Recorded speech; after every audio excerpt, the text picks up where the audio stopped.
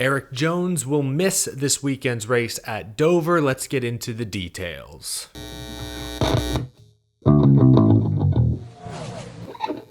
How's it going, y'all? My name is Eric. Welcome to Out of the Groove. This afternoon, Legacy Motor Club confirmed Erik Jones will not drive the number 43 car this Sunday at Dover Motor Speedway. Instead, 21-year-old Truck Series driver Corey Heim will substitute. Erik Jones was involved in a major accident this past Sunday at Talladega Superspeedway. His car got turned head-on into the Turn 3 safer barrier. The 43 car was destroyed. Jones immediately came over the radio complaining about his back. He was evaluated and released from the infield care center, but later returned and was then transported to a nearby hospital in Birmingham. Today, Erik Jones posted this short video on his social media. Just wanted to send out a quick message to everybody that, after the attention I received in Talladega, after the wreck, everybody did a great job helping me out, getting the help I needed. But learning a little bit further, I've got a spinal fracture that is going to keep me out of the car for Dover this weekend. Going to be taking it kind of week by week here and seeing how things go. But hope to be back in the car as soon as I can, get healed up quick and right.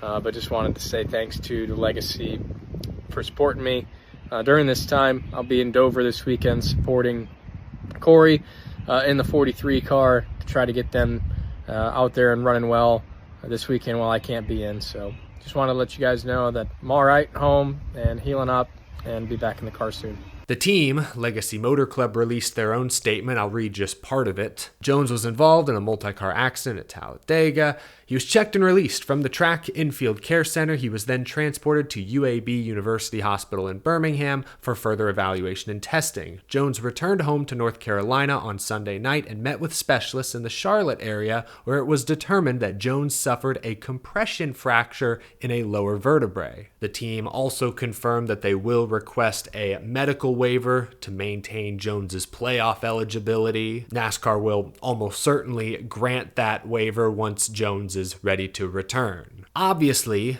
I'm not a doctor, but I can look back at recent back injuries sustained by NASCAR Cup Series drivers. Last season, in a sprint car, Alex Bowman suffered a fractured vertebrae and missed a total of 4 weeks. Aric Almirola in 2017 suffered a compression fracture at Kansas and missed a total of 8 weeks, if I recall. 2013, Denny Hamlin suffered a compression fracture at Fontana and missed a total of 4 weeks. Every injury is different, of course, but those numbers may give a rough estimation of a return timetable. I'm wishing him nothing but the best. Hopefully Erik Jones is able to get back behind the wheel sooner rather than later. You heard in that video clip, right now he's taking things week to week. He will not be in the car this Sunday at Dover. Jones's hit at Talladega was among the most vicious we've seen since this new car debuted. We've seen back injuries in the Gen 6 era. I know NASCAR took the destroyed 43 car back to their R&D center in North Carolina this weekend. Glad to see them taking this incident seriously. If any modifications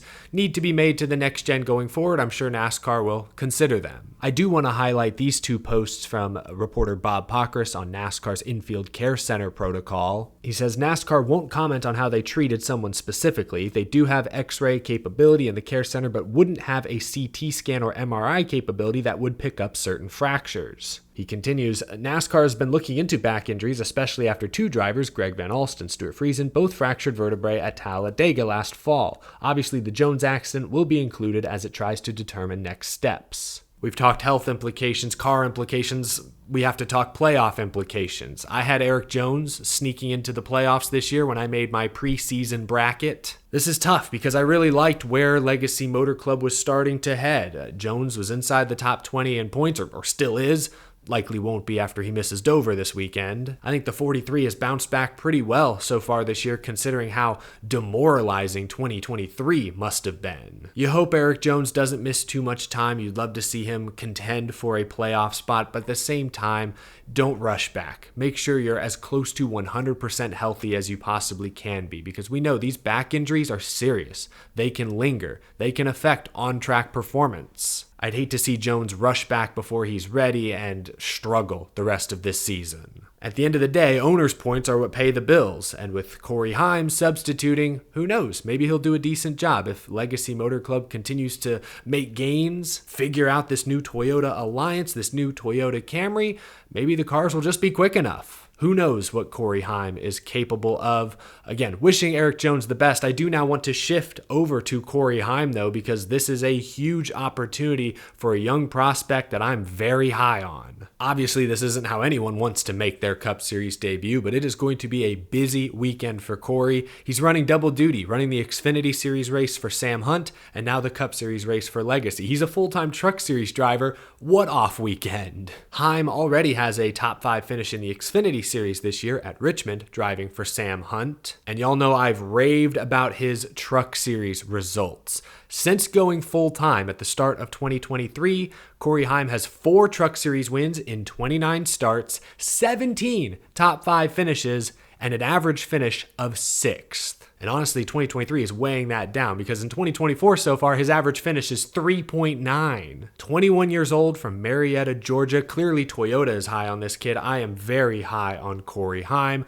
Don't worry, Erik Jones fans. I don't see this as a situation where Corey Heim is coming for Erik Jones's job. To use a football analogy, this won't be one of those situations where the starting quarterback gets hurt, the backup does well, and the starter never gets his job back. That's not what's going to happen here. If anything, Corey Heim is auditioning for Martin Truex Jr.'s seat. Maybe he's auditioning for a 3rd Legacy seat or a 3rd 2311 seat if one of those teams buy an additional charter. Maybe Heim is auditioning for Chandler Smith's seat in the Xfinity Series. Erik Jones is a solid, still young race car driver. He's younger than Christopher Bell. Erik Jones is a 2-time Southern 500 winner. That's why it's important for him to wait until he's 100% or as close to it as possible before returning. Once Jones is back behind the wheel, we want to see Legacy continuing to improve. We don't want to see him struggle. As terrible as this situation is for Erik Jones, this is a very good opportunity for Corey Heim. He's going to be thrown to the wolves. He's been Legacy Motor Club's sim driver now for 3 months? Welcome to the big leagues, kid. At least Corey Heim has maybe the best mentor in the business to lean on this weekend,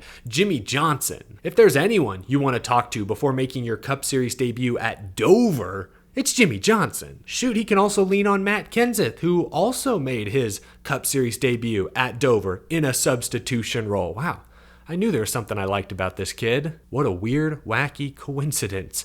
Good luck to Corey Heim this weekend. Again, wishing Erik Jones the best. I'm a big Erik Jones fan. Like I said, I picked him to make the playoffs this year. I know what he's capable of, and I know what Legacy Motor Club will be capable of in the near future, most likely, once they fully wrap their arms around this new Toyota Alliance. Hope Erik Jones gets well soon. In the meantime, good luck to Corey Heim. Huge opportunity for this young 21-year-old Truck Series star. Share your reaction down in the comment section below. You've heard mine. That's gonna do it. Leave a like on this video if you enjoyed. Subscribe for more. We cover the latest NASCAR news, rumors, race recaps, and more every single day here on Out of the Groove. You won't want to miss an episode. And thank you to my Patreon supporters as always. Just as this news broke, I posted another video today about a big silly season story from yesterday. So go to my channel, go check that video out if you missed it. I will see you all again soon. Have a wonderful rest of your evening.